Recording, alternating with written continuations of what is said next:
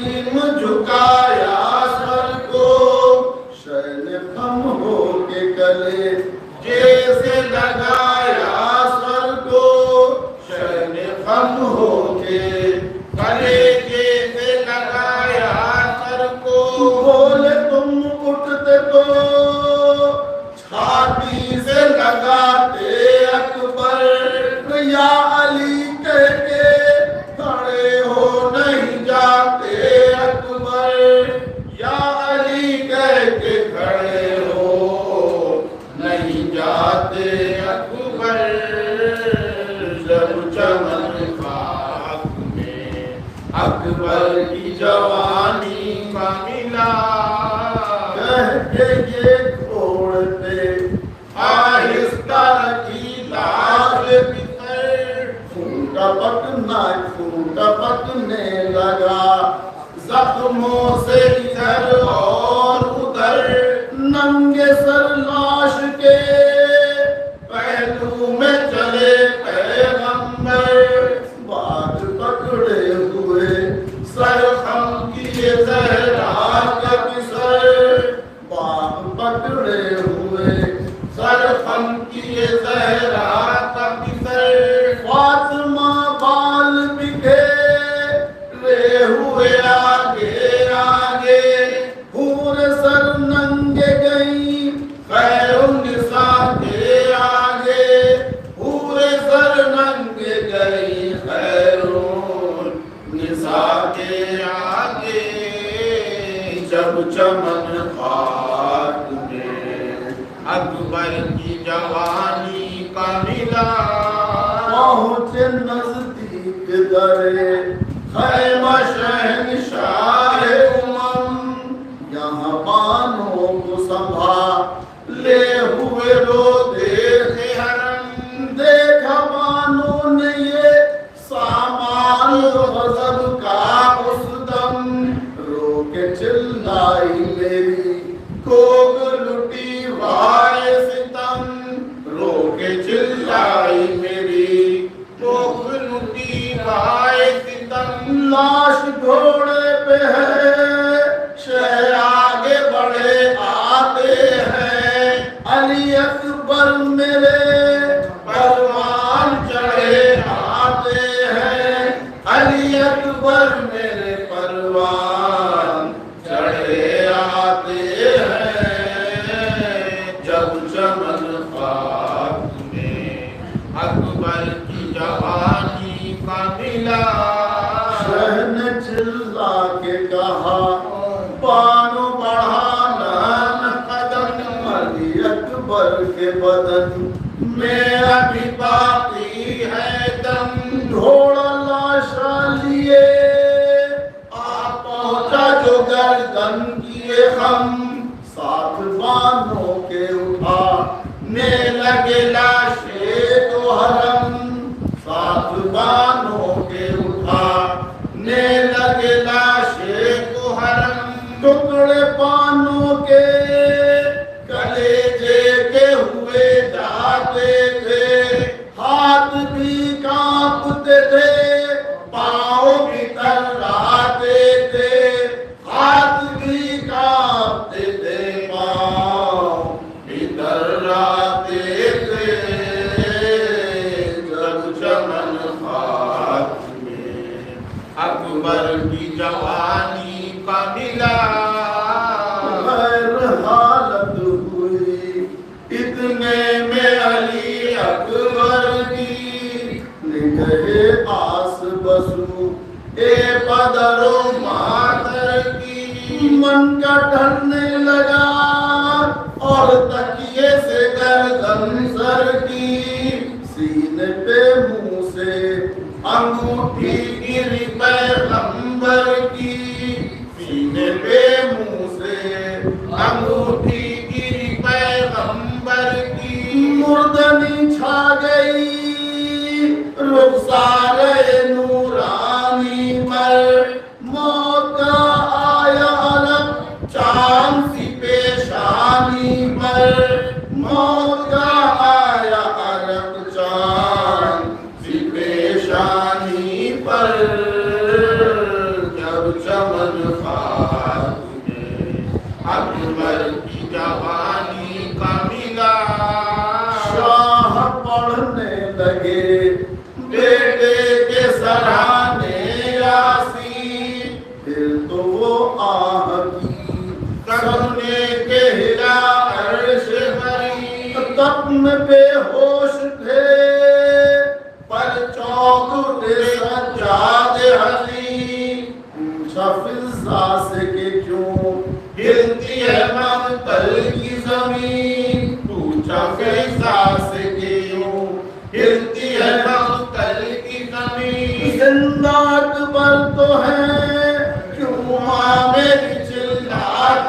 है, क्या हाफिजान के यासीन पढ़ी जाती है। जिंदा अकबर तो है, क्यों माँ मेरी चिल्लाती है, कहा फिजान के यासीन पढ़ी जाती है। जब चमन खाक में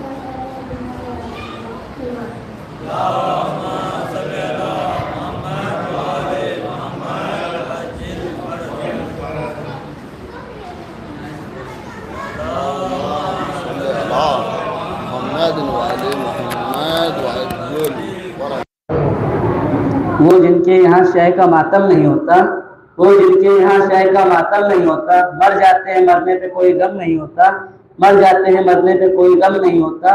वो हाथ दुआओं में अच्छे नहीं लगते, वो हाथ दुआओं में अच्छे नहीं लगते, जिनके हाथों में अब्बास का परचम नहीं होता, जिनके हाथों में अब्बास का परचम नहीं होता। नारे सलवार।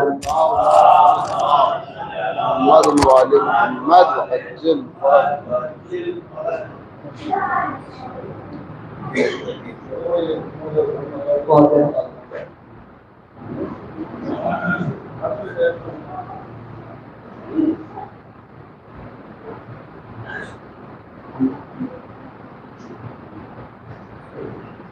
जो बशर नूर के साँचे में ढला होता है,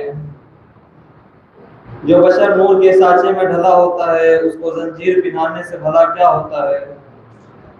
उसने किरदार के पानी से बुझाए शोले, उसने किरदार के पानी से बुझाए शोले, सब्र से होता है तलवार से क्या होता है।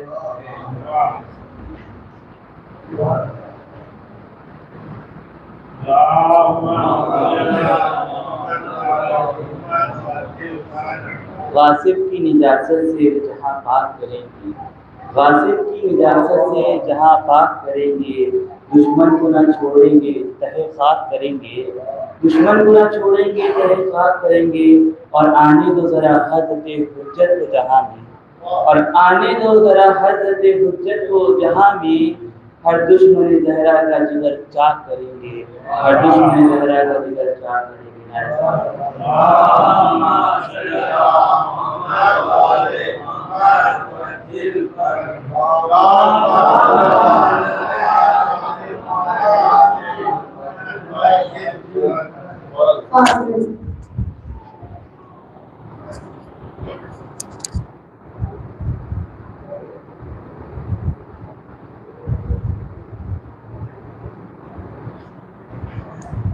नमाजों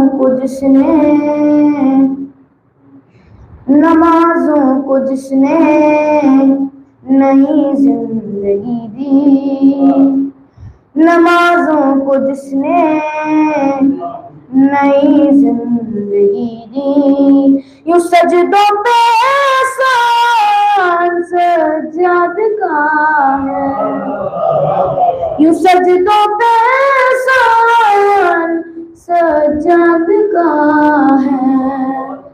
कुरान की भी हर एक, कुरान की भी हर एक आयत पुकारी,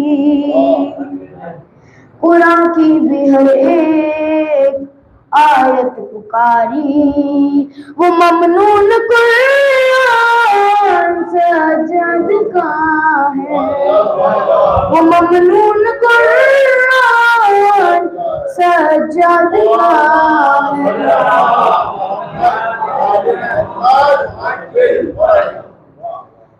हुसैन इसके सजदों में जिंदा दिखा है, हुसैन इसके सजदों में जिंदा दिखा है। रुकू में अली की तरह ये लगा है, रुकू में अली की तरह ये लगा है। हश्र तक अज़ाने, हश्र तक अज़ाने जो जिंदा रहेंगी, हश्र तक अज़ाने जो जिंदा रहेंगी। फतह का ये सज्जाद का है, फतह का ये सज्जाद का है। अलीगढ़ न होते तो काबा न होता, अलीगढ़ न होते तो काबा न होता। न सज्जाद होते तो सजदा न होता, न सज्जाद होते तो सजदा न होता। अली कुल ईमान की मंजिलों पे, अली कुल ईमान की मंजिलों पे। अली जैसा ईमान सज्जाद का है, अली जैसा ईमान सज्जाद का है।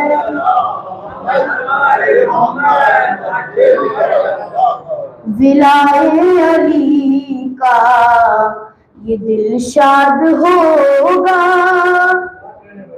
विलाए अली का ये दिल शाद होगा। फखर मुर्तज़ा का ये सज्जाद होगा, फखर मुर्तज़ा का ये सज्जाद होगा। हश्र तक पढ़ेगा, हश्र तक पढ़ेगा जहाँ जो भी कलमा, हश्र तक पढ़ेगा जहाँ जो भी कलमा।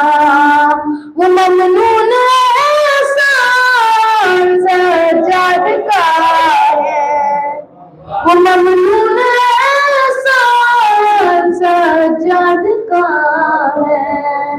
नवाज़ों को जिसने नई जिंदगी दी, यूं सजदों पे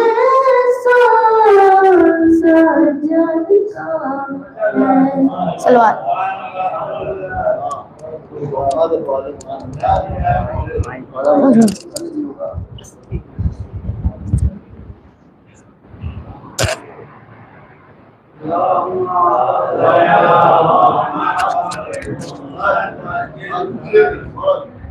फातिहा।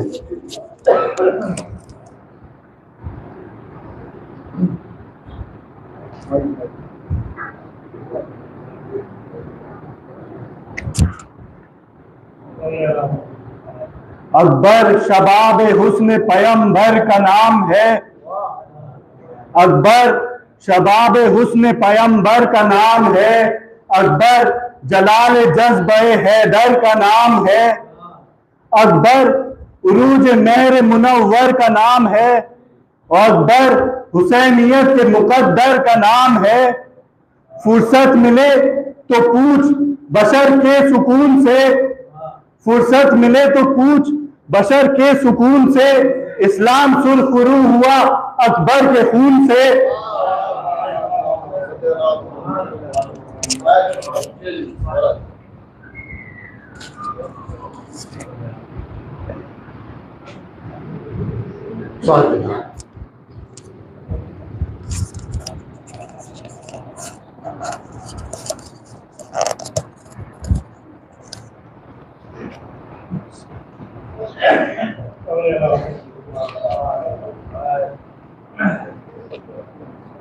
खुर्शीद सरे शाम कहाँ जाता है, खुर्शीद सरे शाम कहाँ जाता है, मालूम है दबीर को जहां जाता है।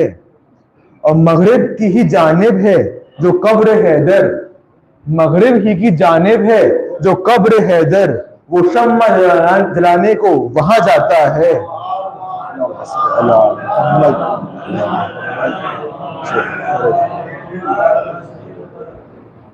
होगा न कभी दहर में गम बोल रहा है, होगा न कभी दहर में गम बोल रहा है, देखो मेरे गाजी का अलम बोल रहा है। और तू शाह का भाई है, शहनशाह वफा है, तू शाह का भाई है, शहनशाह वफा है, अब्बास तेरा जाहे हुशम बोल रहा है। और दरबार में यूं बोलती है सानिए ज़हरा, दरबार में यूं बोलती है सानिए ज़हरा, लगता है अली हक की कसम बोल रहा है।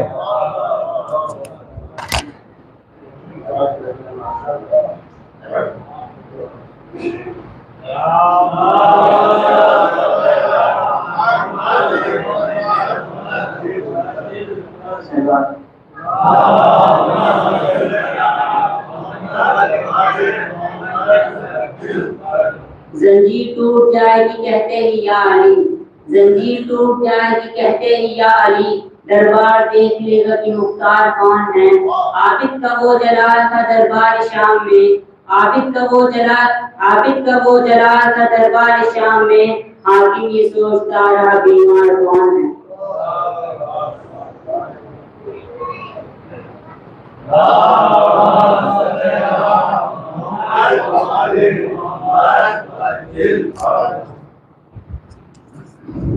फातिहा।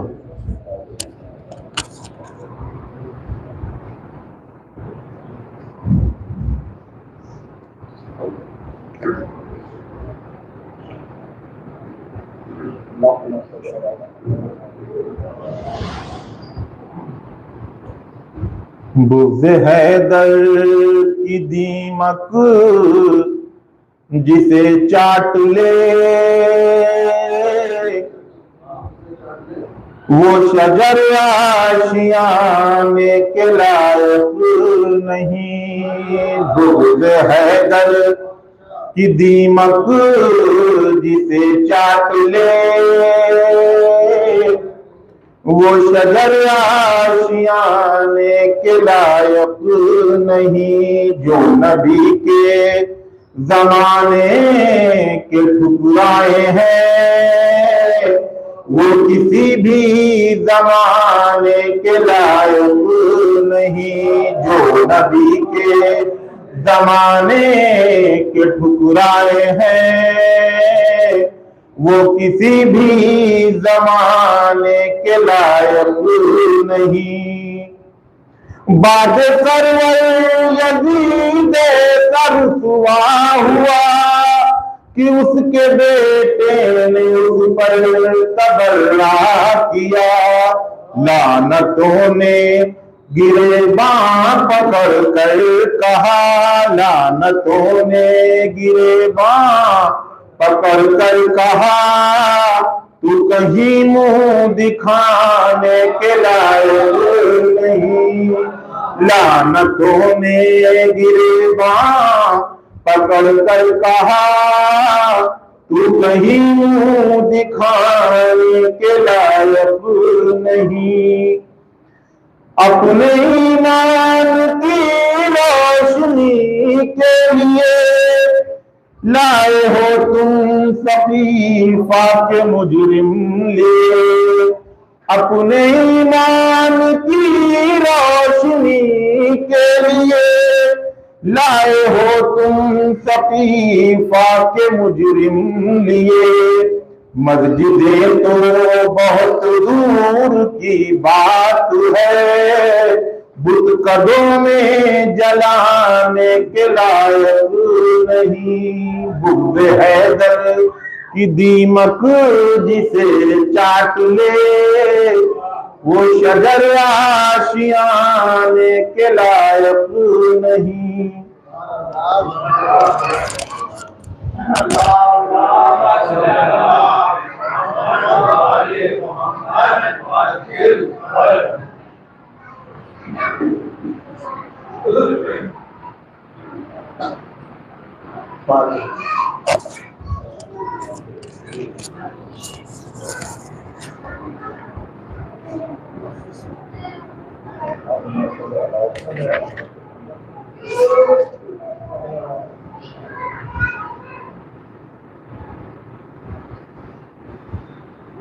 रिहा करने से पहले पर कुतर देते हैं तायर के।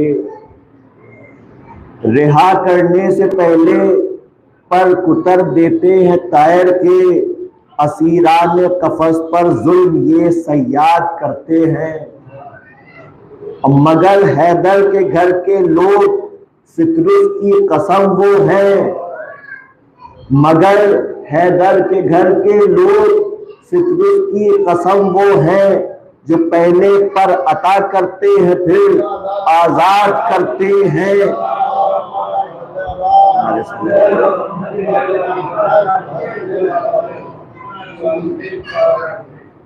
खुश्क इन पलकों की शबनम नहीं होने देना। खुश्क इन पलकों की शबनम नहीं होने देना। रोशनी तेज है मध्यम नहीं होने देना। ऐ मेरी आंख मेरे दिल से लहू ले लेना। हाँ मगर अश्क अज़ा कम नहीं होने देना।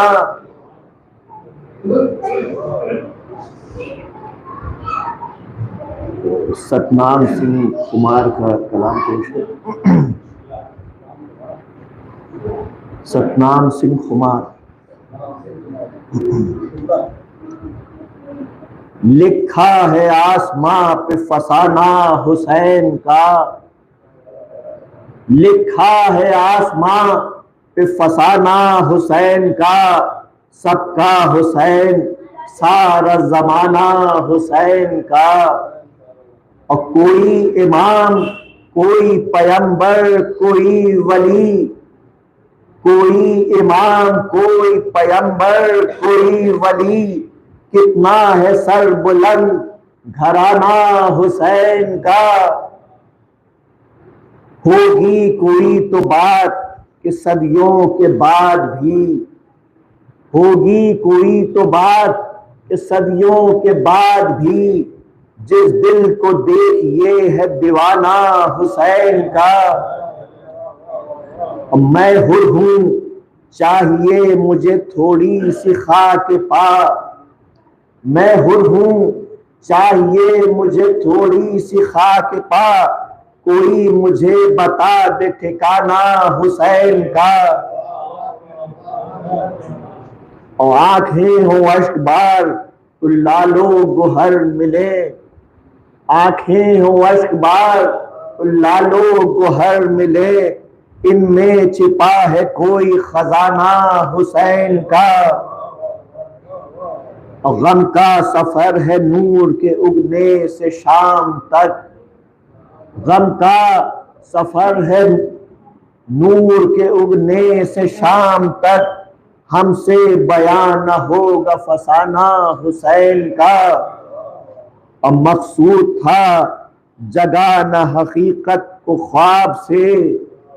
मकसूद था जगाना हकीकत को ख्वाब से। दुश्वार किस कदर था निशाना हुसैन का।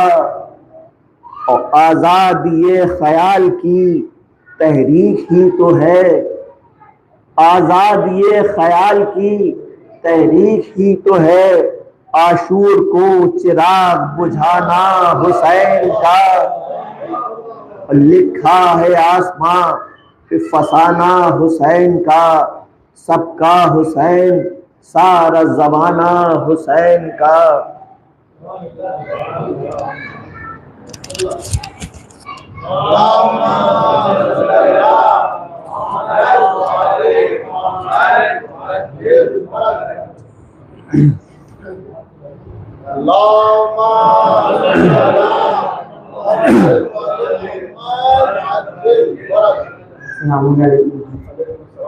सलवार पर मोहम्मद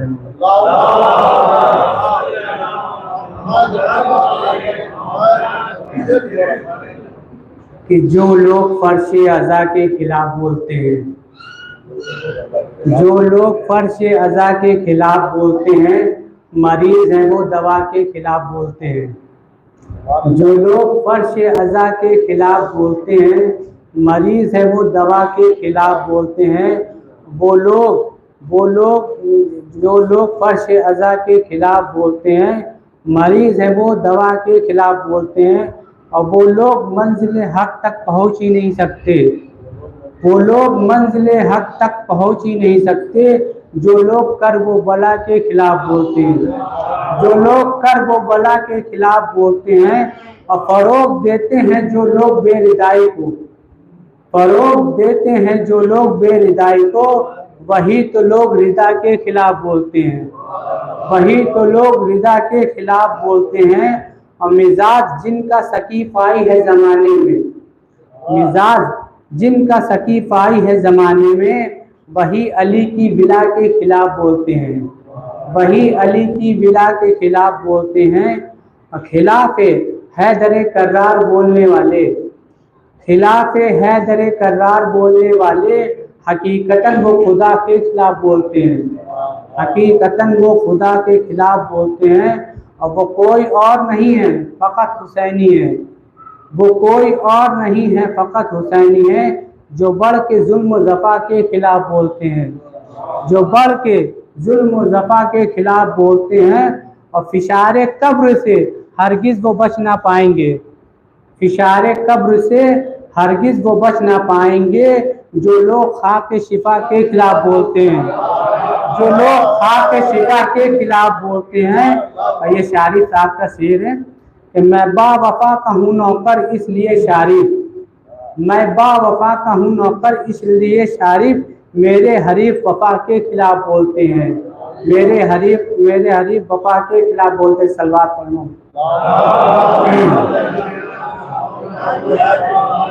मौला अब्बास की शान में बच्चों के लिए भी है कि नाम अब्बास का लिख कर जो पहना देता है, नाम अब्बास का लिख कर जो पहना देता है, उनके बच्चों को खुदा शेर बना देता है।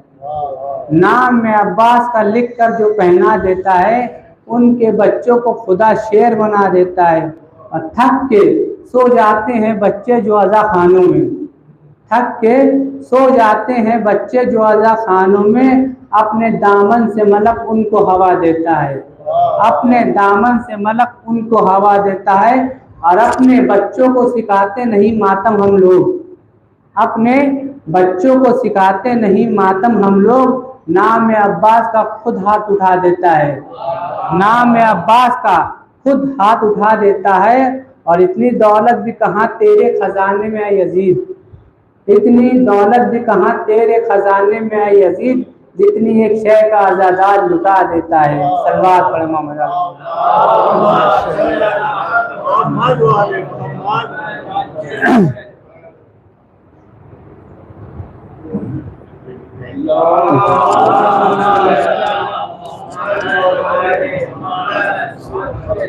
बहुत शुक्रिया, बहुत शुक्रिया।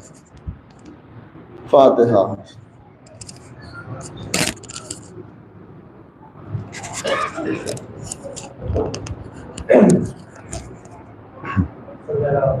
अल्लाहुम्मा सल्लि अला मुहम्मद व आले मुहम्मद व अज्जिल फरजहुम।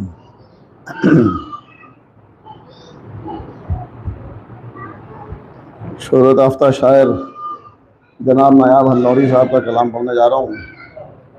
आप सबसे गुजारिश है कि नायाब हल्लौरी भाई की सेहत और सलामती के लिए बावाज़ बुलंद सलवात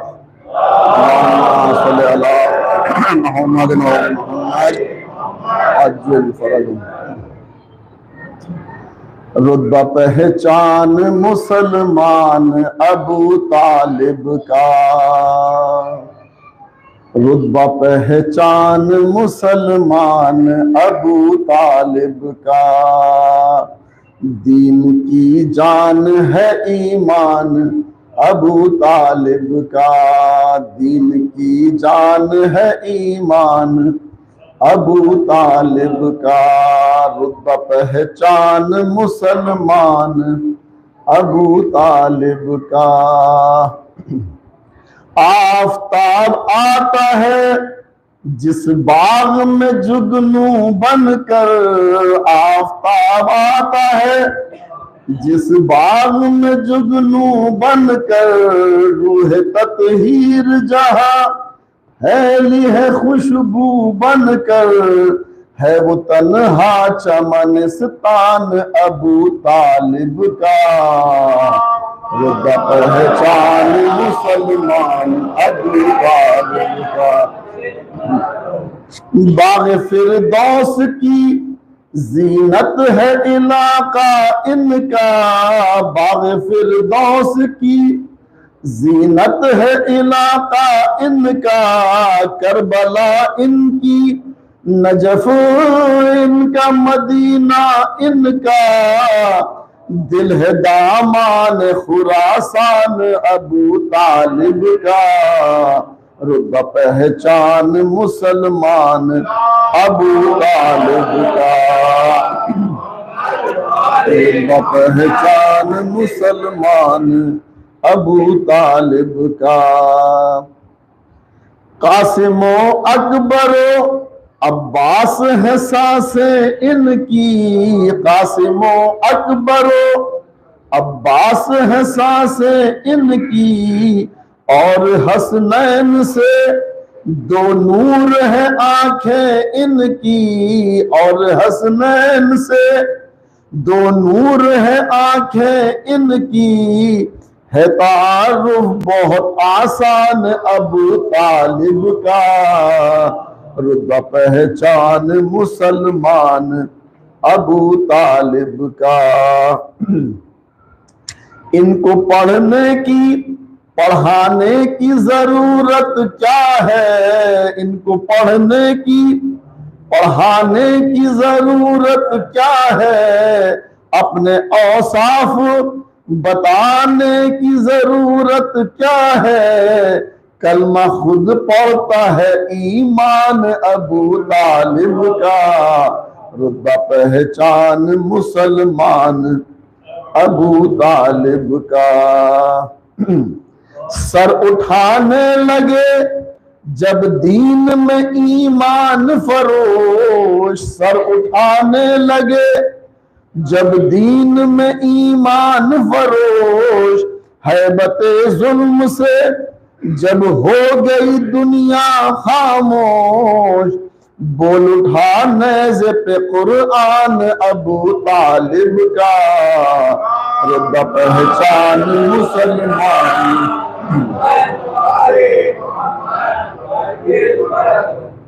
रूह कुरान दिले नहज बलागा को सलाम, जनाब ज़ैनब के लिए कि रूह कुरान दिले नहज बलागा को सलाम, आइए करते हैं उस दूसरी ज़हरा को सलाम, जिसने पूरा किया अरमान अबू तालिब का, रुतबा पहचान मुसलमान अबू तालिब का।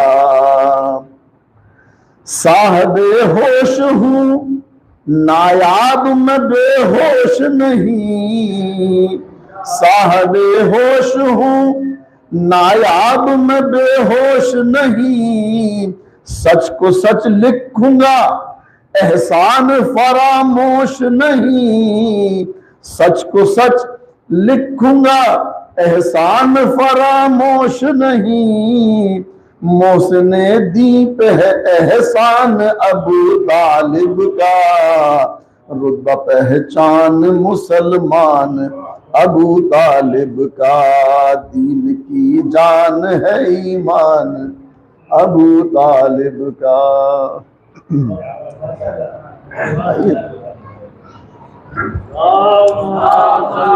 अल्लाहुम्मा सल्ली अला मुहम्मद।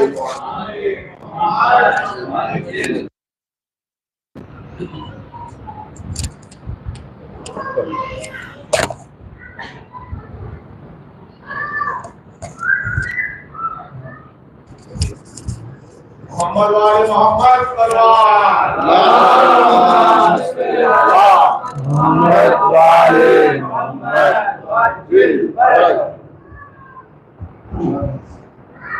फातिहा।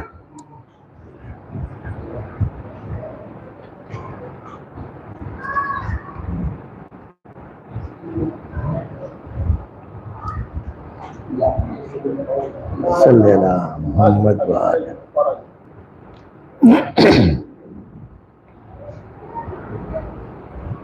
ज़्यादातर मैं जो भी कलाम करता हूँ सुहेल बस्तवी के पेश खिदमत है। वादा ज़हरा ने किया है और निभाएंगे हुसैन, वादा ज़हरा ने किया है और निभाएंगे हुसैन, मुझसे भी पहले मेरी तुरबत पे आएंगे हुसैन, चांद पर वाजिब है के अपना भी चेहरा ढाक ले, चांद पर वाजिब है के अपना भी चेहरा ढाक ले, आज खेमे के चरागों को बुझाएंगे हुसैन, आज खेमे के चरागों को बुझाएंगे हुसैन, अपना तय करके मुसल्ला रख दिया अय्यूब ने, अपना तय करके मुसल्ला रख दिया अय्यूब ने, आज तीरों के मुसल्ले को बिछाएंगे हुसैन, आज तीरों के मुसल्ले को बिछाएंगे हुसैन, और भी हो जाएंगी मस्जिद की मीनारें बुलंद, और भी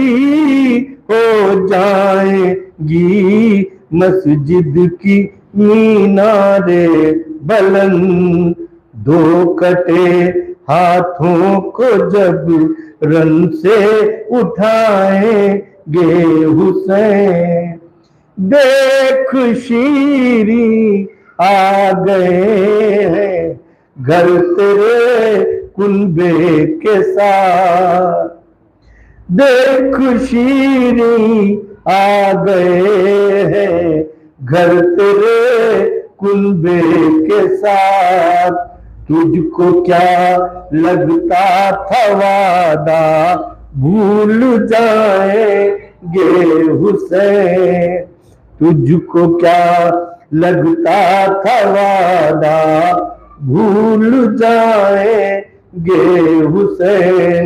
शेर मिला जाओ।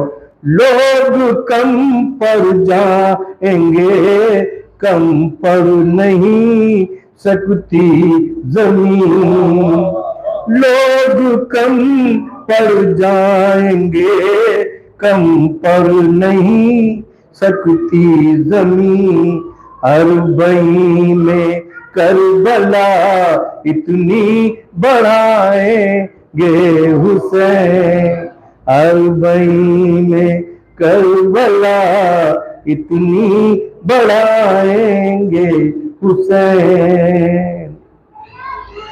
हाथ फैला कर तबर्रुक मांग लेना ऐ सुहैल, हाथ फैला के तबर्रुक मांग लेना ऐ सुहैल, हाथ फैलाने से फिर हर जा बचाएंगे हुसैन, हाथ फैलाने से फिर हर जा बचाएंगे हुसैन। एक बुलंद तरीन नारे सलवार।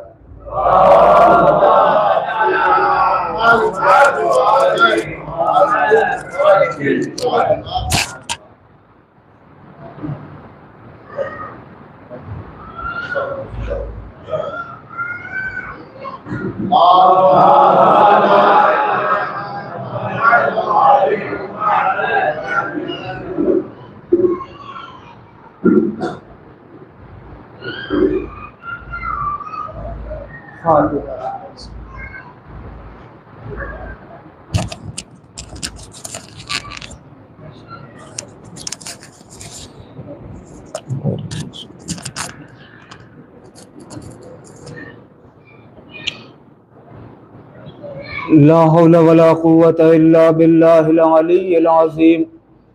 औज़ु बिल्लाहि मिनश शैतानिर रजीम। बिस्मिल्लाहिर रहमानिर रहीम। अल्हम्दुलिल्लाहिल्लज़ी हदाना लिहाज़ा वमा कुन्ना लिनहतदिया लौला अन हदानल्लाह। लक़द जाअत रुसुलु रब्बना बिल हक़। अस्सलातु वस्सलामु अला सय्यिदिल अंबिया वल मुरसलीन खातमिन नबिय्यीन बिल क़ासिम मुहम्मद।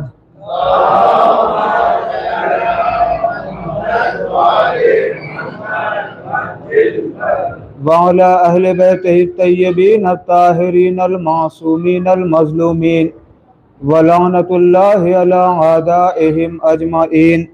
अम्मा बाद फ़क़द क़ाल रसूलुल्लाह सल्लल्लाहु अलैहि व आलिहि वसल्लम बिस्मिल्लाहिर रहमानिर रहीम।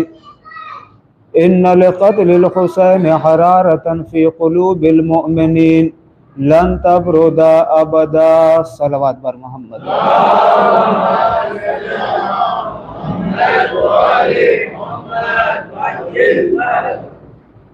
बरादरान अज़ीज़ और बुज़ुर्गान मिल्लत, जैसा कि हमने अर्ज़ किया था कि इंसानों की हिदायत के लिए परवरदिगार आलम ने 1,24,000 अम्बिया को भेजा और साथ ही बाज़ नबियों को परवरदिगार आलम ने शरीयत भी दी। और जो पैगंबर इस्लाम शरीयत लेकर के आए थे तो सिर्फ शरीयत को ही नहीं छोड़ा बल्कि मुहाफ़िज़ शरीयत को भी साथ में छोड़ा है, यानी कुरान और अहले बैत को हमारी हिदायत के लिए पैगंबर इस्लाम छोड़ करके गए हैं। चूँकि पैगंबर इस्लाम इन दोनों को वहाँ से अपने साथ लाए थे और हमारी हिदायत के लिए छोड़ करके इस दुनिया से चले गए, तो जाहिर है कि ये कुरान और अहले बैत सिर्फ़ और सिर्फ इस दुनिया के अंदर एक साथ नहीं है, बल्कि इस दुनिया में ज़हूर पज़ीर होने से पहले भी ये हस्तियाँ कुरान के साथ थीं। क्यों?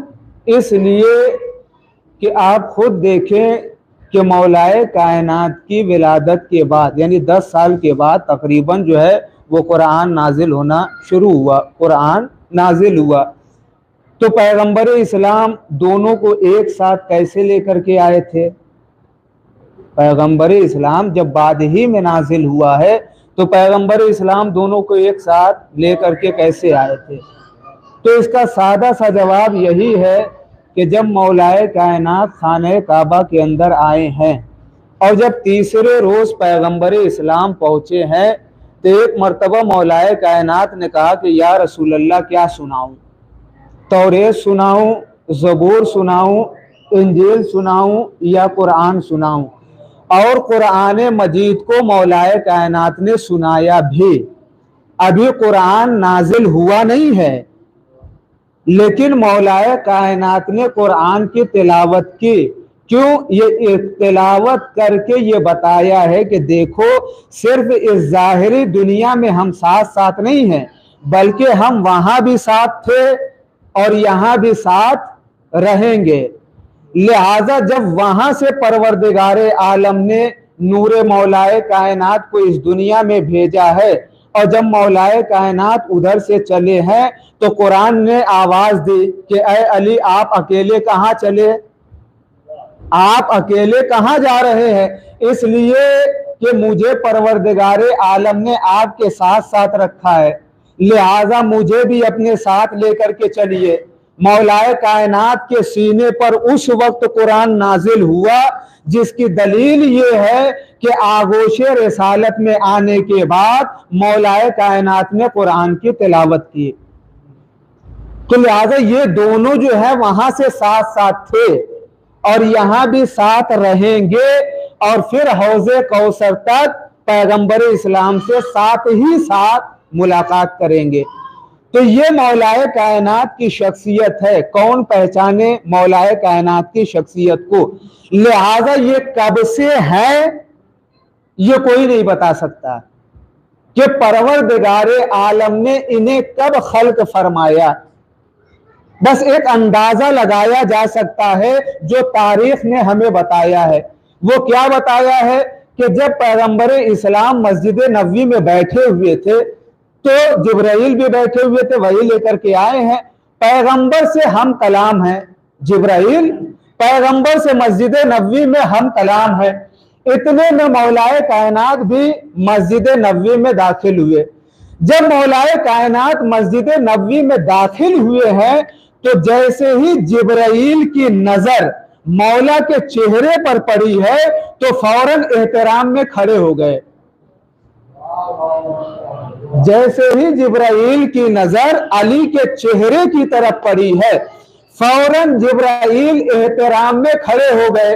पैगंबर इस्लाम ने पूछा किसके एहतराम में खड़े हुए? कहा ये जो नौजवान आ रहा है इसके एहतराम में। कहा क्या इस नौजवान को पहचानते हो? कहा कैसे नहीं पहचानूंगा, इसलिए कि ये नौजवान तो मेरा उस्ताद है, मैं इस नौजवान को कैसे नहीं पहचानूंगा, इसलिए कि ये नौजवान तो मेरा उस्ताद है। कहा कैसे उस्ताद है?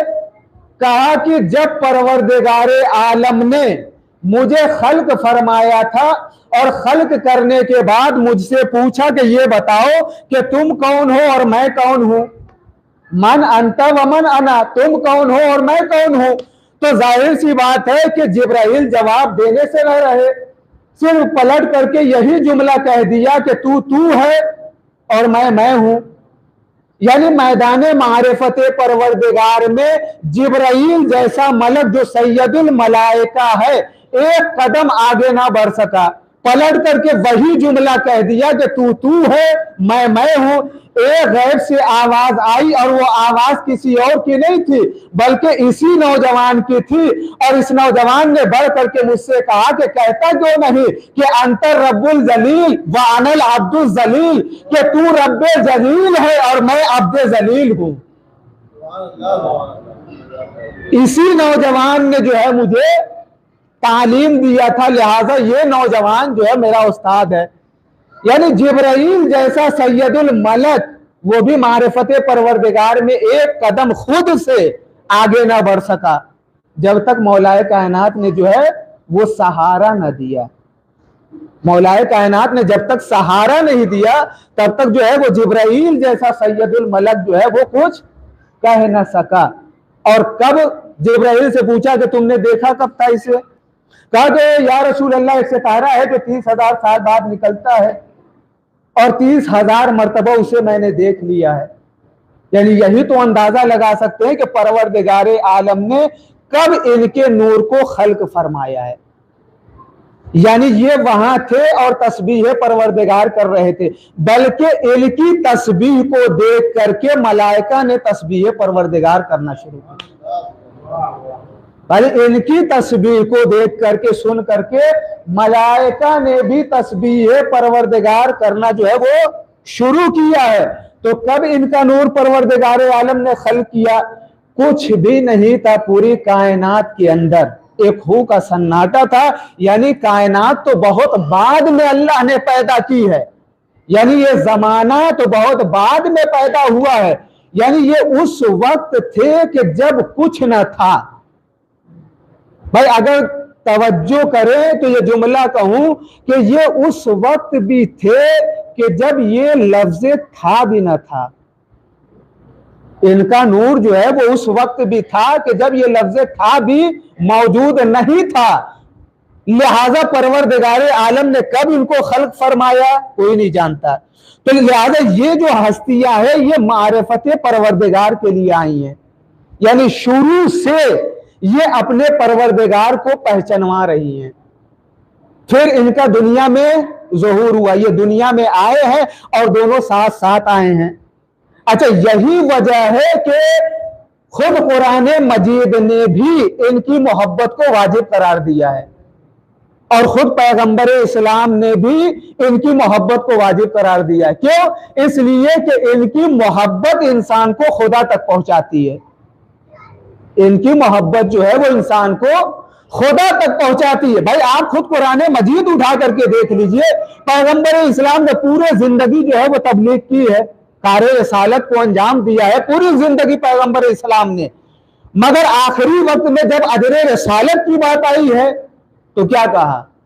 कुल्ला अस्अलुकुम अलैहि अजरन इल्लल मवद्दत फिल कुर्बा, कि मुझे अजरे रिसालत में कुछ नहीं चाहिए। क्या चाहिए? मवद्दत कुर्बा, अहले बैत की मवद्दत चाहिए। भाई मैं कहूंगा परवरदिगारा तो अहले बैत की मवद्दत की जगह अहले बैत की इताअत मांग लेता। भाई ये भी तो था कि परवरदिगारे आलम ये कह देता कि पैगंबर इस दुनिया से जा रहे हैं, लिहाजा उसके बाद जो है वो अहले बैत की इताअत करना, कराबतदारों की इताअत करना। लेकिन इताअत का लफ्ज परवरदिगारे आलम ने इस्तेमाल नहीं किया है, बल्कि क्या कहा है कि अजरे रिसालत में कुछ नहीं चाहिए। क्या चाहिए? कुर्बा की मवद्दत चाहिए, मोहब्बत चाहिए। यानी अहले बैत की मोहब्बत को तलब किया परवरदिगारे आलम ने भी और खुद पैगंबर इस्लाम ने भी। क्यों? इताअत का लफ्ज क्यों नहीं इस्तेमाल किया? मवद्दत का लफ्ज क्यों इस्तेमाल किया? मोहब्बत का लफ्ज क्यों इस्तेमाल किया?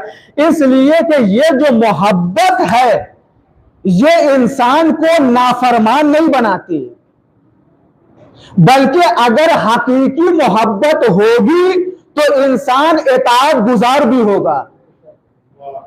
भाई अगर हकीकी मोहब्बत होगी, भाई खुदा भी जानता है, इसीलिए तो लफ्ज मवद्दत का इस्तेमाल किया। पैगंबर भी चाहते हैं, जानते हैं, लिहाजा इसीलिए तो मोहब्बत का लफ्ज इस्तेमाल किया कि अगर अहले बैत की हकीकी मोहब्बत होगी तो इताअत भी होगी। अब जरूरी नहीं है कि अगर कोई इताअत कर रहा हो तो उसके दिल में हकीकी मोहब्बत भी हो, ये जरूरी नहीं है। और अगर आपको मिसाल देखना है तो आप जंगे सिफ़ीन में आ जाइए।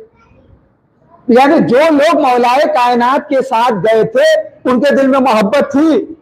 भाई वो इताअत तो कर रहे थे, अब तक तो गए थे जंगे सिफ़ीन में जंग करने के लिए, मगर एक वक्त वो आया है कि जब उधर से झूठा कुरान बुलंद हुआ है तो सारे के सारे लोग आ गए मौलाए कायनात के पास और आने के बाद कहा कि ऐसा है कि बंद करिए और मालिक अश्तर को बुला लीजिए वरना हम आपके ऊपर हमला कर देंगे।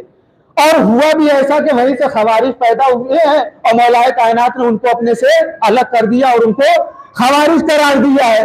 देखिए ये वो लोग थे कि जो गए थे भाई इताअती करने के लिए तो गए थे, लेकिन हकीकी मोहब्बत दिल में नहीं थी, लिहाजा टिक ना सके और छोड़ करके वापस आ गए। लेकिन जिसके दिल में हकीकी मोहब्बत थी वो वहां खैमे तक पहुंच गया था। मौला ने कासिद को भेजा और कहा कि जाओ मालिक को बुला लाओ। अब करीब था कि सर को तन से जुदा कर देते, लेकिन इधर कासिद पहुंचा और कहा कि मौला ने बुलाया है। अब फौरन मालिक अश्तर वापस आ गए। मैं कहूंगा मालिक वापस क्यों आ गए? कहा मेरे नजदीक जो है वो सबसे अहम जो है वो मेरे इमाम की इताअत करना है। इसलिए कि मेरे दिल के अंदर अली की हकीकी मोहब्बत है। लिहाजा जब हकीकी मोहब्बत होगी तो जो मौला कहेंगे इंसान उस पर अमल करेगा। एक सलवात पढ़े बर मोहम्मद वाले। अगर वाकई हकीकी मोहब्बत है तो फिर इंसान जो है वो इताअत करेगा। मोहब्बत का तकाजा ही यही है कि जो वो कहे इंसान अंजाम दे। भाई अगर मोहब्बत नहीं है, जाहिर सी बात है कि मैंने आपसे कहा कि एक गिलास मुझे पानी दे दीजिए और आपने उठा करके दिया भी नहीं, और फिर उसके बाद भी यही कह रहे हैं कि नहीं किबला मुझे आपसे मोहब्बत है मगर मैं पानी नहीं दे सकता। ये कौन सी बात हुई? भाई अगर मोहब्बत है तो पानी दे दो। यानी मोहब्बत है तो इताअत जरूर होगी। अगर इताअत नहीं है तो फिर इंसान अपने दिल के अंदर झांक करके देखे कि वाकई वो हकीकी मोहब्बत है या नहीं है। और इसी मोहब्बत का तकाजा किया है, किसी और चीज का तकाजा नहीं किया है। भाई मेयार ही हर चीज का बनाया है क्या? मोहब्बत अहले बैत को। यानी मेयार इतना ज्यादा ताकीद पैगंबर इस्लाम ने किया है कि सारी जिंदगी रोजा नमाज हज ज़कात कर लो, इतने रोजे रखो कि कमर खमीदा हो जाए। भाई सफा और मरवा के दरमियान सही करते हुए तुम वही मजलूमियत के आलम में मर जाओ। कोई ओहद के बराबर अगर तुम सोना और चांदी राय खुदा में दे दो, भाई ऐसा इंसान तो डायरेक्ट जन्नत में जाना चाहिए। मगर पैगंबर कहते हैं जन्नत में जाना तो दूर की बात है, ऐसा इंसान जन्नत की बू भी नहीं सूंघ सकता। यानी मेयार जो करार दिया है वो क्या करार दिया है? मोहब्बत अहले बैत को। और उसमें से पहली फर्द मौलाए कायनात की कि वाजिब करार दिया है कि अगर ये मोहब्बत होगी तो इंसान के दिल में जरूर इताअत होगी, वो मुतीयो फरमाबरदार भी जरूर होगा। क्यों? इसलिए कि अली की मोहब्बत जो है वो खुदा की मोहब्बत है। अली की मोहब्बत जो है वो खुदा की मोहब्बत है। जब पैगंबर इस्लाम हिजरत करके आए हैं मदीने, तो अंसार के एक घर में, ये तमाम लोगों ने लिखा, हमारे यहाँ भी है और बरादरान के यहाँ भी है, बहुत मशहूर रिवायत है कि अनस के घर जो है वो पैगंबर इस्लाम तशरीफ रखते हैं और उम्मे ऐमन के यहाँ से भुना हुआ मुर्गा आया है। भुना हुआ मुर्गा आया है उम्मे ऐमन के यहाँ से। तो एक मर्तबा पैगंबर इस्लाम ने हाथों को बुलंद किया और कहा कि परवरदिगारा आज इस खाने में मेरा उसे शरीक करार दे कि जो सबसे ज्यादा तेरे नजदीक महबूब हो, जो इस पूरी कायनात के अंदर तेरा महबूब बंदा है, जिससे तू सबसे ज्यादा मोहब्बत करता है, उसे इस खाने में मेरा शरीक करार दे दे। पैगंबर ने यह दुआ फरमाई है। थोड़ी देर नहीं गुजरी थी कि दरवाजे पर दक्कुल बाब हुआ। जब दक्कुल बाब हुआ है तो अनस गए हैं दरवाजा खोलने के लिए। अब जो दरवाजा खोल करके देखा है तो क्या देखा है कि मौलाए कायनात सामने खड़े हैं। क्या देखा कि मौलाए कायनात सामने खड़े हैं। लेकिन एक मर्तबा अनस के दिल में यह ख्याल आया कि मैं चाहता हूं कि अंसार ही में से कोई हो। लिहाजा ये कह करके बहाना कर दिया कि पैगंबर अभी मशगूल है, कुछ देर बाद आइएगा। मौलाए कायनात वापस चले गए। पैगंबर इस्लाम ने अभी तनावुल नहीं फरमाया है, इंतजार कर रहे हैं। और अनस भी इंतजार कर रहे हैं कि अपने कबीले वाला कोई रिश्तेदार ही आ जाए। लेकिन कुछ देर गुजरी है, फिर दरवाजे पर दक्कुल बाब हुआ। फिर जाकर के अनस ने दरवाजा खोला तो क्या देखा कि मौला सामने खड़े हैं। फिर अनस ने बहाना कर दिया कि ऐसा है कि पैगंबर मशगूल है, किसी काम में, थोड़ी देर के बाद आइएगा। मौलाए कायनात वापस चले गए। पैगंबर इस्लाम ने अभी भी खाने को हाथ नहीं लगाया है, इंतजार कर रहे हैं। फिर कुछ देर के बाद दरवाजे पर दक्कुल बाब हुआ। फिर अनस चल करके गए दरवाजे पर, फिर देखा कि मौलाए कायनात खड़े हुए हैं। अब एक मर्तबा पैगंबर से रहा ना गया। पैगंबर ने हुजरे से आवाज दी, अनस आज अगर पूरे दिन दरवाजे पर दक्कुल बाब होगा और जब दरवाजा खोलोगे तो तुम्हें अली के अलावा कोई नहीं दिखाई देगा। भाई अली के अलावा कोई नहीं दिखाई देगा, इसलिए कि इस पूरी कायनात में वाहिद हस्ती अली है कि जिससे सबसे ज्यादा खुदा मोहब्बत करता है। एक सलवात पढ़े बर मोहम्मद वाले।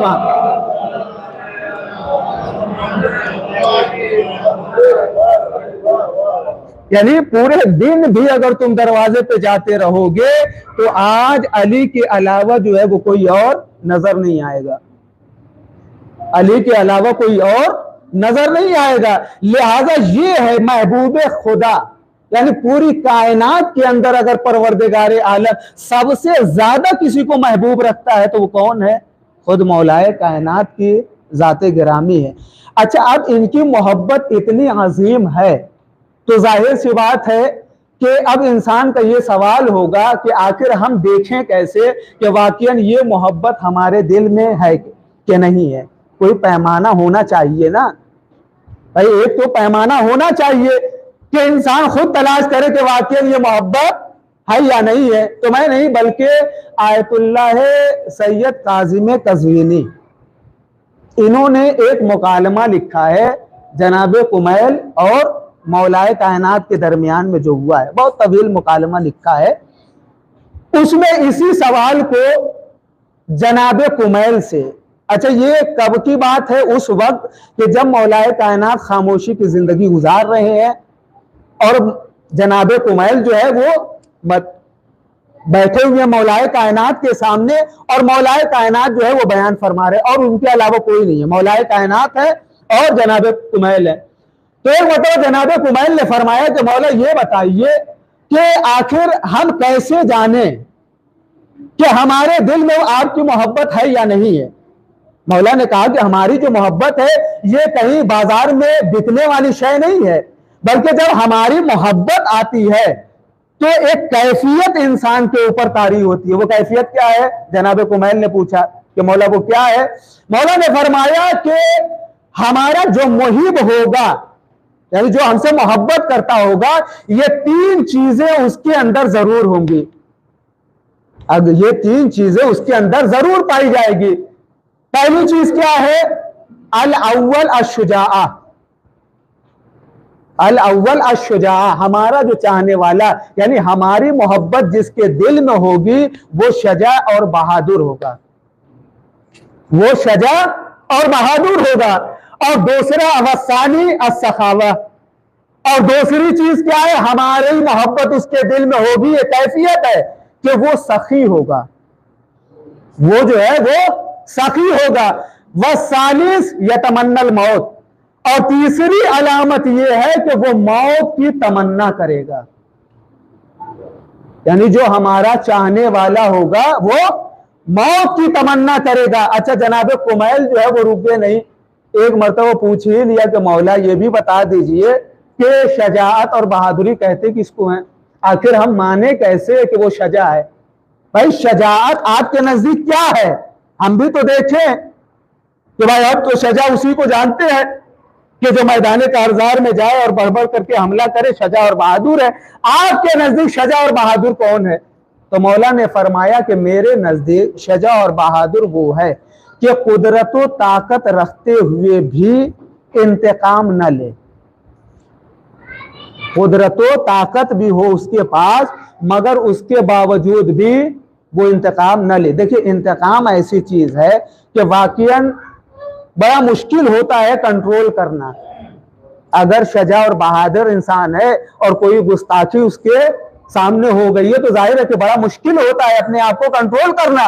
तो जनाब कुमैल ने फरमाया कि मौला ये तो बड़ा मुश्किल काम है, कोई ऐसी हदीस इरशाद फरमाए, कोई ऐसा बयान दे कि जब हमारे अंदर इंतकाम की आग भड़के तो उस कौल के आबशार से हम अपने अंदर के इंतकाम के शोले को बुझा सकें। कोई ऐसी हदीस बयान फरमाए। तो मौला ने कहा कि ऐसा है कि थोड़ी देर के लिए ठहरो, अभी एक शख्स आएगा मेरे पास, तुम्हारा जवाब भी मिल जाएगा। इतने में क्या देखा कि जनाब कुमैल ने एक शाम से शख्स चला था, कबीले नखी की तरफ आने वाला था, यानी कूफे से कुछ दूर, लेकिन वो कूफा आया है। तो मौला ने कहा कि देखो ये सामने जो है वो शख्स आ रहा है, अभी तुम्हारा जवाब मिल जाएगा। जब वो आया है तो एक मर्तबा जैसे ही उसने मौला को देखा है तो एक मर्तबा, जाहिर है कि ये उस वक्त की बात है कि जब सब लोगों ने छोड़ दिया था, यानी खामोशी की जिंदगी गुजार रहे हैं, ये उस वक्त की बात है। वो आया और आकर के कहने लगा कि मौला मैंने तो सोचा था कि आप बड़े परेशान होंगे। कहा क्यों? कहा इसलिए कि सारा जमाना आपके खिलाफ है, सभी लोग जो है वो आपके खिलाफ है, हुकूमत भी दूसरे के पास है। तो मैंने सोचा तो आप तो मगमूम होंगे, आपकी आंखों में आंसू होगा, लेकिन आपके लबों पर मुस्कुराहट है, आप तो बिल्कुल मगमूम नजर नहीं आते। तो मौला ने कहा फिर मैं क्या करूं, यानी मुझे क्या करना चाहिए? कहा कि ऐसा है कि जाइए आप इंतकाम लीजिए, जाइए आप इंतकाम लीजिए। क्यों? इसलिए कि कुछ ही दिनों में आपको ये लोग मिटा देंगे। क्यों? इसलिए कि मेंबरों पे आपके खिलाफ बोला जा रहा है, आपके खिलाफ जो है वो गालियां दी जा रही है, शबो शतम किया जा रहा है, लिहाजा मेंबरों से बताया जा रहा है लोगों को कुछ दिनों में आपके नामो निशान को मिटा दिया जाएगा। मौला ने पलट करके एक जुमला कहा कि मुझे एक सवाल का जवाब दे दो। उसने कहा कि क्या? अच्छा ये खवारिज का बेटा है। उसने कहा कि क्या? मौला ने कहा कि ये बताओ कि जो मिंबर के ऊपर मुझे शबो शतम कर रहे हैं, मेरे ऊपर जो मुझे बुरा भला कह रहे हैं, क्या उनको इतना यकीन है कि वो सही व सालिम मिंबर से उतर के जमीन पर आ जाएंगे? क्या बिल्कुल सही व सालिम वो जमीन पर आ जाएंगे? उसने कहा कि नहीं। मौला ने फरमाया कि क्या उनके जो सांस चल रही है उन्हें पूरा यकीन है कि अगली सांस वो ले पाएंगे या नहीं? उसने कहा कि नहीं मौला। तो एक मतलब मौला ने पलट करके कहा कि फिर तुम क्यों कह रहे हो कि तुम्हें ये मिटा देंगे? भाई जिन्हें खुद अपने वजूद का ना पता हो, भाई जिन्हें अपनी हयात का ना पता हो, वो मुझ अली इब्ने अबी तालिब के वजूद को कैसे खत्म कर सकता है? भाई जिन्हें अपने मौत और हयात के बारे में ना मालूम हो, वो मुझ जैसे अली इब्ने अबी तालिब के नूर को कैसे बुझा सकता है? तो कहा मौला ऐसा है कि आप इंतकाम नहीं लेंगे? मौला ने कहा कि नहीं, मैंने अपने इंतकाम को खुदा के हवाले कर दिया है, मैंने अपने इंतकाम को खुदा के हवाले कर दिया है। अब खुदा बदला लेगा, खुदा इंतकाम लेगा। और हुआ भी यही, मौलाए कायनात ने अपने इंतकाम को खुद नहीं लिया बल्कि खुदा के हवाले कर दिया है। और खुदा ने ऐसा इंतकाम लिया है कि जो लोग इनके नाम को मिटा रहे थे, मिंबरों पर शबो शितम कर रहे थे, आज उनका कोई पता नहीं है, आज उनकी नस्लों का कोई पता नहीं है, आज उनके मज़ारात का कोई पता नहीं है। लेकिन मौलाए कायनात ने अपने इंतकाम को खुदा के हवाले कर दिया है, तो खुदा ने आज उनका नाम भी बाकी रखा है, और आज अली की औलाद भी बाकी है, और अली की मज़ार भी बाकी है। एक सलावत पढ़े पर मोहम्मद वाले।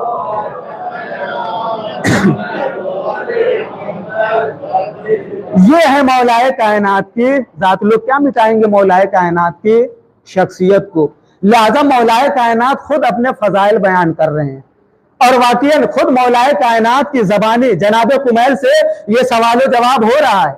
जनाब कुमैल से फिर उसके बाद बहुत तवील सवाल जवाब है, लेकिन आखिर में जनाब कुमैल से फरमाया कि ए कुमैल, परवरदिगारे आलम ने मुझ अली को 4 ऐसी फजीलतें अता की है कि जो पूरी कायनात में किसी और को अता नहीं की। यानी आप देखिए कि ये कौन बयान कर रहा है? खुद मौलाए कायनात बयान फरमा रहे हैं। और किससे बयान कर रहे हैं? जनाब कुमैल से। क्या है कुमैल, परवरदिगारे आलम ने मुझे 4 ऐसी फजीलतें अता की है कि पूरी कायनात में किसी और को अता नहीं की है। हालांकि परवरदिगारे आलम कादिर है, मगर उसके बावजूद भी किसी और को अता नहीं किया। क्यों? इसलिए कि परवरदिगारे आलम चाहता है कि जैसे मैं जात में तन्हा हूं, उसी तरीके से अली सिफात में तन्हा रहे। जैसे मैं जात में अहद हूं, तन्हा हूं, उसी तरीके से मेरा अली भी सिफात में तन्हा रहे। लिहाजा 4 खुदा कुदरत रखता है कि दूसरों को अता कर दे, मगर मौला ने कहा कि किसी और को अता नहीं किया सिवाय मेरे। अब आप वो फजीलत सुने जो मौला ने खुद बयान फरमाई है जनाब कुमैल से। पहली फजीलत क्या है? मौला ने फरमाया कि खाने काबा में किसी और की विलादत नहीं हुई है सिवाय मेरे। खुदा ने यह फजीलत मेरे नाम की है कि मैं खाने काबा में आया हूं, मेरी विलादत खाने काबा में हुई है। किसी और की विलादत ना उससे पहले हुई है ना कयामत तक किसी की होगी। और खुदा कादिर है, कर सकता है, मगर नहीं करेगा। क्यों? इसलिए कि ये सिफात जो है, ये खासियत सिर्फ और सिर्फ अली इब्न अबी तालिब की है। तो पहली क्या है? पहली सिफात जो अता की है कि खाने काबा में मेरी विलादत हुई है।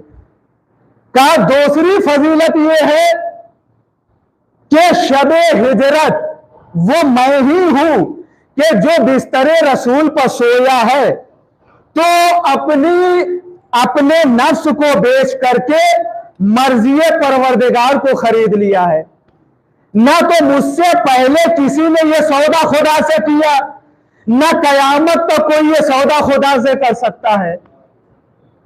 ये फजीलत परवरदिगार आलम ने मुझ अली को अता किया है। मुझ अली को ये फजीलत अता किया है परवरदिगार आलम ने। और तीसरी फजीलत ये है जो परवरदिगार आलम ने मुझे अता किया है, वो ये है कि 1.25 लाख के मजमे में पैगंबर इस्लाम के जरिए से मेरी विलायत का ऐलान वाजिब करार दिया है। किसी और की विलायत के लिए ऐलान के लिए परवरदिगार आलम ने इतना एहतमाम नहीं किया। ये शरफ भी, ये फजीलत भी परवरदिगार आलम ने सिर्फ और सिर्फ मुझे अता किया है। अच्छा, अब कुमैल फरमाते हैं कि मौलाए कायनात ने ये चौथी फजीलत बयान करते हुए झूम उठे थे। खुद मौलाए कायनात का चौथी फजीलत जो परवरदिगार आलम ने मुझे अता किया है वो ये है कि सैयदा को मेरी ज़ौजा करार दिया है। एक सलवात पढ़े बर मोहम्मद वाले मोहम्मद।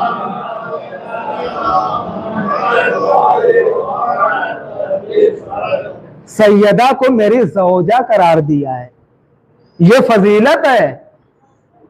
बहुत सारे लोग पैगंबर इस्लाम के पास आते रहे मगर मौलाए कायनात की ज़ौजा करार दिया है। और आप देखें कि ये वाकईन कुफ्र था। खुद मौलाए कायनात बयान फरमाते हैं कि जब मैं घर में आता था, यानी बाद पैगंबर, हमेशा चूंकि जनाब सैयदा मगमूम रहती थी, जब खुश करना होता था तो मौला फरमाते हैं कि मैं अपनी फजीलतें बयान करता था कि जो मुझे परवरदिगार आलम ने अता की है। तो जनाब सैयदा सुन करके मुस्कुराती थी।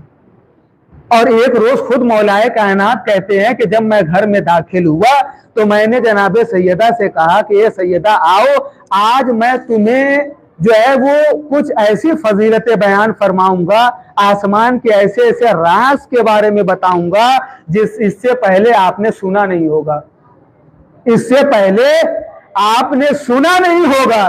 तो एक मर्तबा खुद जनाब सैयदा फरमाती है कि ए अली, आप वाजिबुल इताअत हैं, आप चूंकि इमाम हैं और मेरे वालियो वारिस भी है, मेरे शौहर भी हैं, और चूंकि आप इमाम हैं तो इताअत मुझ पर भी वाजिब है।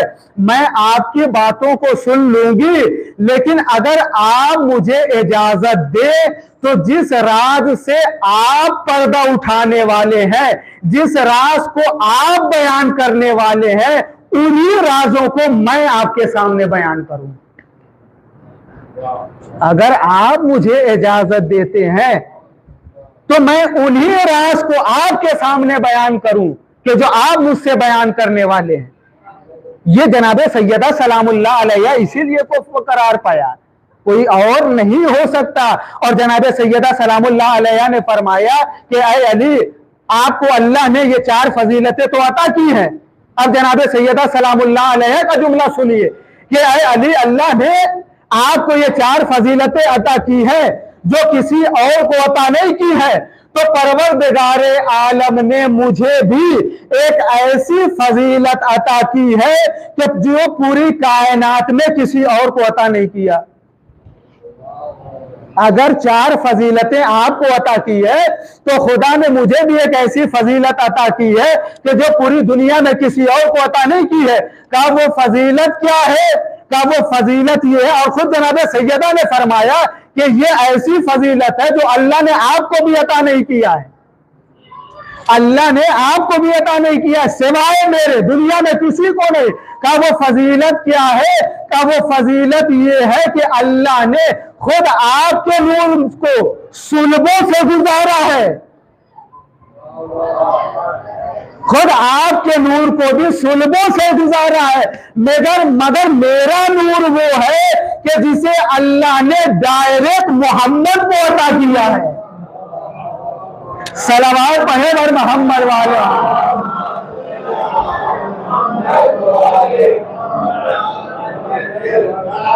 ये फजीलत जो है, लब्बैक या हुसैन, लब्बैक या हुसैन, लब्बैक या हुसैन। अल्लाहुम्मा सल्ली अला मुहम्मद व आले मुहम्मद वअज्जिल फरजहum। खुदा शहजादी कौनैन के सदके में इनको भी सेहत सलामती अता करे और जितने भी बीमार हैं यहाँ के ऊपर परवरदिगार आलम उन्हें शिफाए कामिला अता फरमाए। तो वाकईन ये फजीलत है। जनाबे सैयदा सलामुल्लाह अलैहा ने फरमाया कि ये फजीलत वो है कि जो परवरदिगार आलम ने सिर्फ मुझे अता किया है, किसी और को अता नहीं किया है। ये कि मेरे नूर को परवरदिगार आलम ने डायरेक्ट मोहम्मद को दिया है। और जब पैगंबर इस्लाम गए हैं, खुद जनाबे सैयदा सलामुल्लाह अलैहा फरमाती हैं अपनी फजीलत में कि जब मेरे बाबा गए हैं पैगंबर इस्लाम मेराज पर गए हैं, तो वो वक्त भी आया है कि जब जिब्राइल ठहर गए थे वहां से, चूंकि अब मकाम दूसरा शुरू होने वाला है, लिहाजा पैगंबर इस्लाम को परवरदिगार आलम ले गया और तमाम निशानियां दिखाता रहा, तो जन्नत में भी ले गया परवरदिगार आलम। तो जब जन्नत में गए हैं तो ये जनाबे सैयदा सलामुल्लाह अलैहा बयान फरमा रही है कि जब मेरे बाबा जन्नत में गए हैं तो जन्नत की सैर करते करते एक दरख्त के करीब पहुंचे, एक दरख्त के करीब पहुंचे हैं। अब उस दरख्त में देखा है कि एक सेब है, एक फल है जिसे पैगंबर इस्लाम ने आगे बढ़ करके तोड़ा है। और फिर उसके बाद अच्छा जैसे ही तोड़ा है ना, तो ये भी जुमले हैं कि जैसे ही तोड़ा है फौरन उसी दरख्त के ऊपर हजारों फल आ गए। यानी अब तक ये फल उस दरख्त में तन्हा था, ये फल जो है उस दरख्त में तन्हा था, तोड़ने के बाद हजारों उसके ऊपर फल आ गए। तो बीबी फरमाती है कि मेरे वालिद ने वहीं के ऊपर एक नूर की छुरी आई और उस सेब को दो हिस्सों में तकसीम किया। आधे हिस्से को मेरे बाबा ने तनावुल फरमाया, आधे हिस्से को मेरे बाबा ने तनावुल फरमाया, क्योंकि उसी आधे हिस्से में मेरा नूर था, उसी आधे हिस्से में मेरा नूर था और मेरे बाबा ने तनावुल फरमाया। तो मौला ने फरमाया कि फिर वो आधा सेब कहाँ गया? कहा कि ऐ अली, उसी आधे सेब से परवरदिगार आलम ने जुल्फकार को बनाया।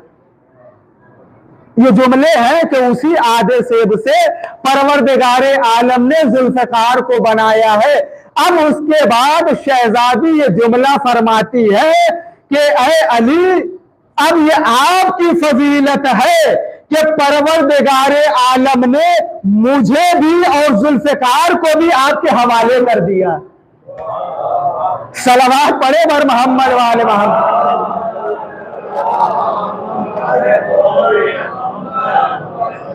मुझे भी और जुल्फकार को आपके हवाले कर दिया है। पावेन ये एक तवील गुफ्तगू है कि जो जनाबे कुमैल से हो रही है और खुद मौलाए कायनात भी फजीलत अपनी बयान फरमा रहे हैं। खुद जनाबे सैयदा सलामुल्लाह अलैहा, जिनकी अजमत के क्या कहने, जनाबे सैयदा सलामुल्लाह अलैहा। मगर यही जनाबे सैयदा सलामुल्लाह अलैहा है कि जब से इमाम हुसैन अलैहिस्सलातो वस्सलाम ने मदीने को छोड़ा है, जनाबे सैयदा सलामुल्लाह अलैहा भी पीछे पीछे करबला तक आई हैं। और क्यों ना हो, इसलिए कि यह माँ है। और जब कब्र से जुदा हुए इमाम हुसैन अलैहिस्सलाम, तो जनाबे सैयदा सलामुल्लाह अलैहा भी पीछे पीछे करबला तक आई हैं। और आज मुहर्रम की 6 तारीख हो गई है। मेरे अजीज़ों, आप देखें कि आज ये तारीख़ मंसूब है जनाबे अली अकबर अलैहिस्सलाम से। आप भी साहिब औलाद हैं, मगर इमाम हुसैन अलैहिस्सलातो वस्सलाम के दिल से कोई पूछे। पैगंबर इस्लाम के ज़माने में 2 लोग आए हैं, एक ऊँट है और एक शख्स कह रहा है कि ये ऊंट मेरा है, दूसरा कह रहा है कि ये ऊंट मेरा है। एक शख्स ने आगे बढ़ करके कहा कि या रसूल अल्लाह, मैं ये कहता हूं कि ये ऊंट मेरा ही है। पैगंबर ने कहा कि आखिर इतने यकीन के साथ कैसे कह रहे हो? कहा कि या रसूल अल्लाह, अभी इस ऊंट को नहर करने का हुक्म दें और इसके जिगर में 2 सुराख होंगे, इसके जिगर में 2 सुराख होंगे। पैगंबर इस्लाम ने हुक्म दिया, उस ऊंट को ज़िबा किया गया है और जब उसके जिगर को निकाल करके देखा गया है तो उसके जिगर में 2 सुराख थे। पैगंबर इस्लाम ने उसे बुलाया और बुलाने के बाद कहा कि आखिर तुझे इतना यकीन कैसे था कि इस ऊंट के जिगर में 2 सुराख हैं?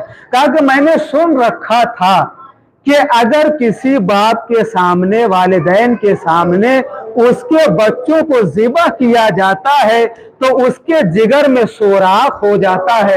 या रसूल अल्लाह, मैंने इसी के सामने इसके 2 बच्चों को ज़िबा किया था, लिहाजा मुझे यकीन हो गया था कि इसके जिगर में 2 सुराख होंगे। अरे वो तो जानवर है, मगर हाय हुसैन इब्ने अली, एक तो अली अकबर है और दूसरा हाथों पाली असगर है।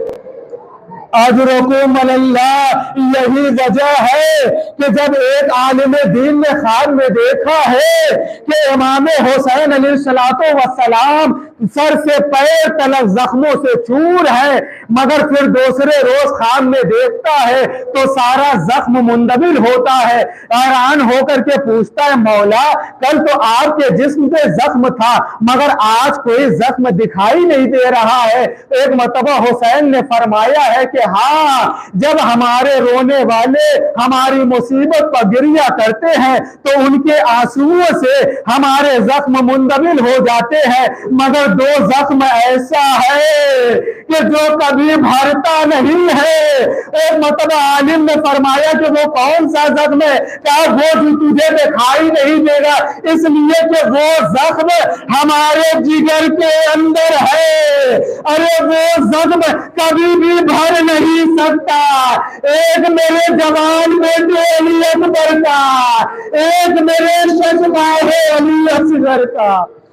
अजरकुम अल्लाह। हाँ अरबाब रजा, आप भी साहिब औलाद है। जवान बेटे की मौत क्या होती है? कोई हुसैन के दिल से तो पूछे। अरे यही हुआ ना कि एक ज़ईफ बाप जब अपने जवान बेटे को घोड़े पर सवार कर चुका है और इजाजत दे दी है, बेटा खुदा हाफिज, मगर एक जुमला कहा है कि ए बेटा, जब तक मेरा और तेरा सामना होता रहे, ए बेटा मुझे पलट करके देखते रहना। अली अकबर पलट करके देखते रहे, मगर जब कुछ दूर बढ़े हैं तो क्या देखा कि किसी के आने की आहट महसूस हुई है। पलट करके अली अकबर ने देखा, बेचैन हो गए। ए बाबा, आपने तो मुझे रुखसत कर दिया था, फिर पीछे पीछे आने का सबब क्या है? अरे हुसैन कैसे दर्द दिल को बयान करते।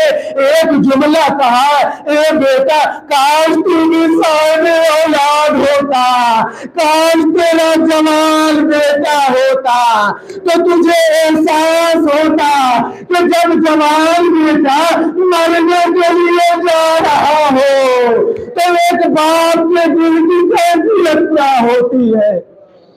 अजरकुम अल्लाह। बेटा खुदा हाफिज जनाबे अली अकबर मैदान में आए हैं, खूब जंग की है हुसैन के लाल ने। अब्बास के शागिर्द हैं। अली अकबर 18 साल नौजवान है। जिस लश्कर के ऊपर हमला करते हैं, अल अमान अल हफीज की सदाएं बुलंद होती है, मगर अली अकबर जंग करते करते वापस आए हैं बाबा की खिदमत में और एक मर्तबा पानी का सवाल किया है। ए बाबा, प्यास मारे डालती है, अगर थोड़ा सा पानी मिल जाता तो मैं फौज अश्किया को बताता कि मैं बनी हाशिम का कैसा जवान हूँ। ए बाबा, अरे ये जरा के गिरानी मुझे परेशान कर रही है, मुझे प्यास मारे डालती है। लेकिन हुसैन ने सर को झुका लिया। अरे बेटा, इस वक्त तुमने पानी का सवाल किया है। अरे खुदा ना करे किसी बाप के ऊपर वो वक्त आए कि इतना हलीम हो जाए कि जवान बेटा पानी मांगे और बाप पानी भी ना दे सके। अजरकुमल्लाह, हुसैन ने अपनी अंगूठी को उतारा है और कहा कि बेटा, इस अंगूठी को अपने दहन में रख लो, हो सकता है कि कुछ इफाका हो जाए।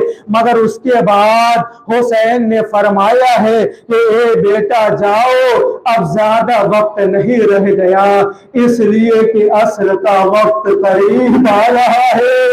इसके कहने का मतलब क्या था? भाई हुसैन के कहने का मकसद यही तो था कि ए बेटा, अब मकतल से दोबारा पलट के ना आना।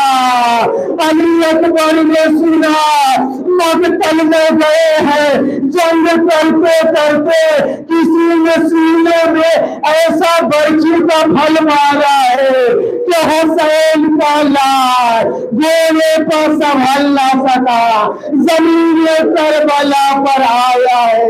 आवाज दी, अस्सलामु अलैका या अबता। हुसैन के कानों में आवाज पहुंची, एक जुमला कहा, ए मेरे लाल, तेरे मरने के बाद जिंदगानी ये दुनिया पर खाक हो।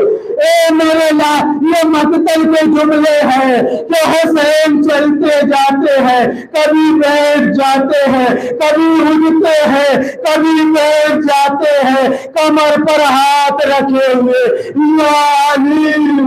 यानी कहते हुए अपने बेटे अकबर के लाशे पर पहुंचे। बस अजीजो आखिरी जुमला, अपने बेटे के सर को अपने जानू पर रखा है।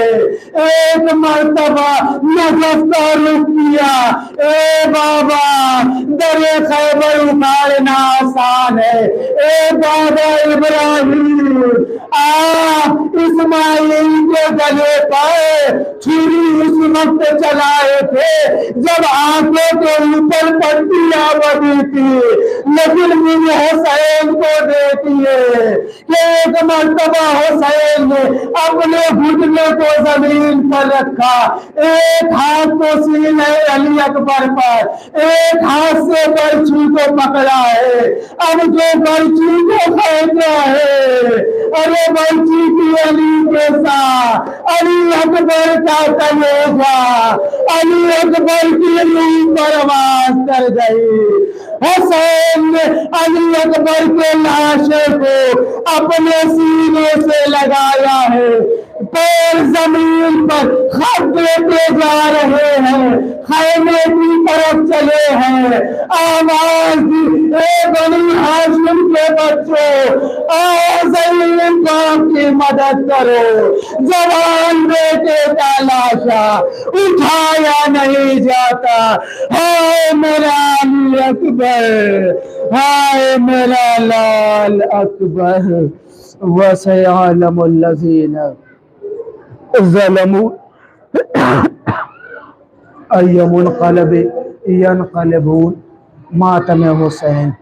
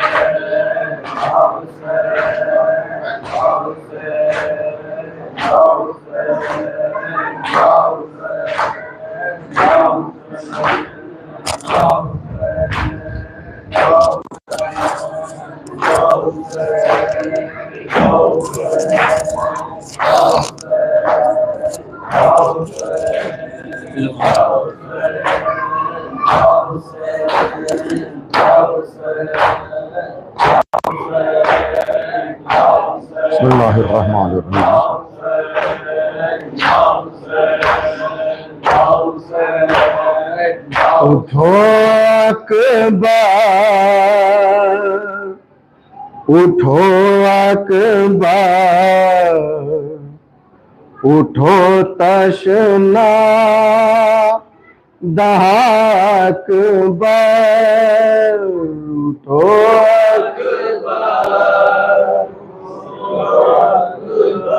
उठो अकबर।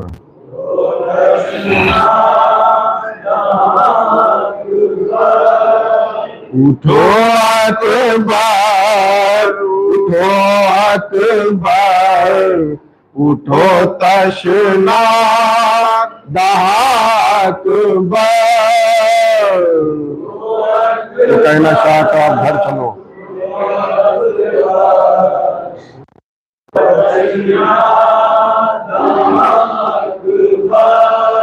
वो कहना शाह का घर चलो आए मेरी जाकबर। दर खैमा तक आप पहुंची हैं।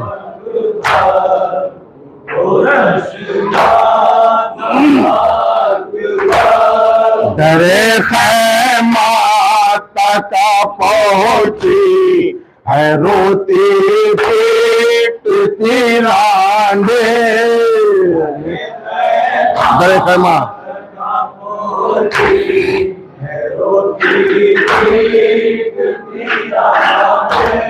दरे खैमा तक पहुंची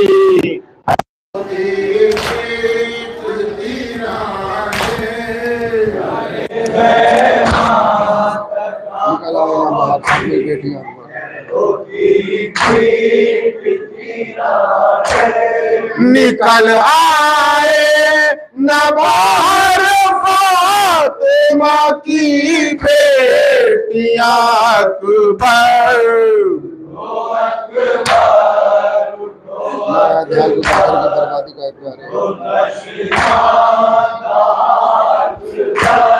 न आया ध्यान कुछ इस घर की बर्बादी का है प्यारे।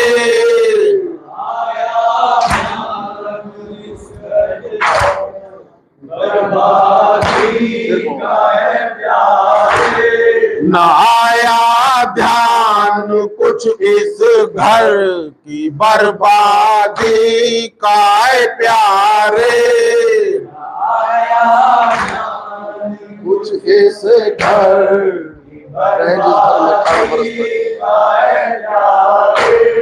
रहे जिस घर में 18 बरस तक में है अकबर। चौको जरा आंखें तो खोलो, होश में आओ। जरा चौको जरा आंखें तो खोलो, होश में आओ। आंखें तो खोलो, होश में आओ। जरा चौको जरा आंखें तो खोलो, होश में आओ। सब लोग सीने से निकालना।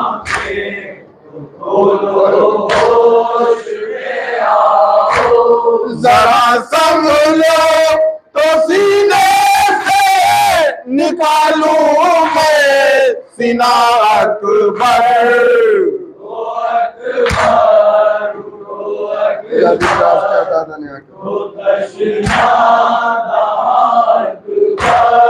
बुझा दी प्यास क्या दादा ने आकर आबे कौसर से। क्या दादा ने आकर बुझा दी प्यास, क्या दादा ने आकर आबे कौसर से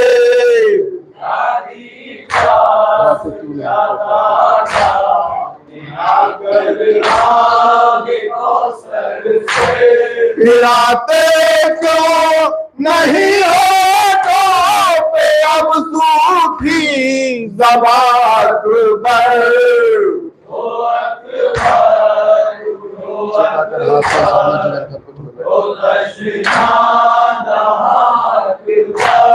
छिपा कर हाथ से जख्म जिगर घर को चलो बेटा, छिपा कर हाथ से जख्म जिगर घर को चलो बेटा, छिपा कर हाथ से जख्म जिगर घर को चलो बेटा,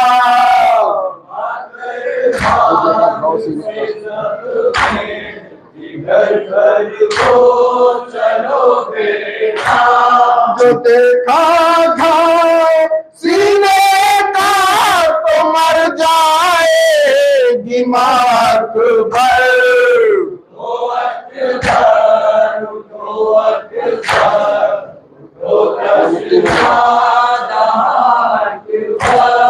न मिट्टी में मिलाओ सार कुनबे की तमन्नाएं,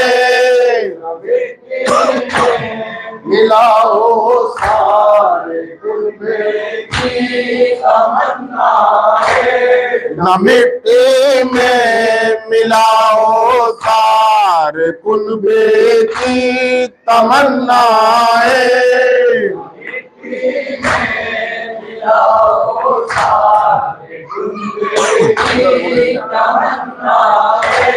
न रग रोए लिया अकबर, न रग रोए लिया अकबर,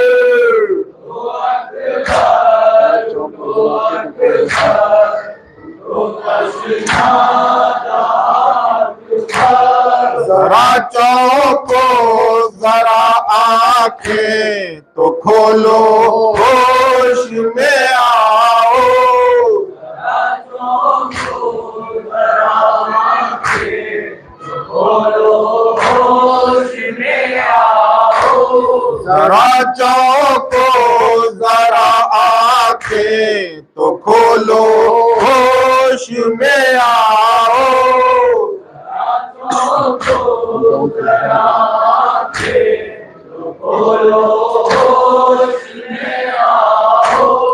जरा संभले तो सीने से निकालूं मैं सिंगार अकबर, उठो अकबर, उठो अकबर,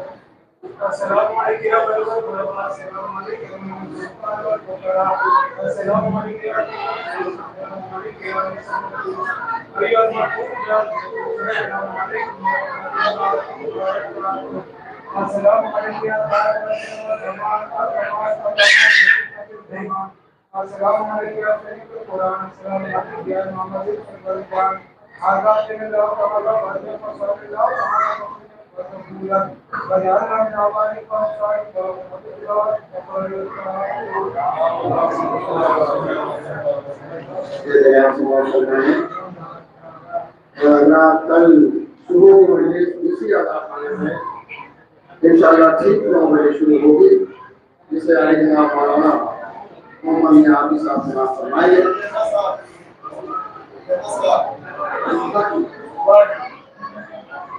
सुबह की मजलिस अहमद साहब के बाद बताएंगे और शब की मजलिस ठीक 9 बजे अल्लाह ने मदर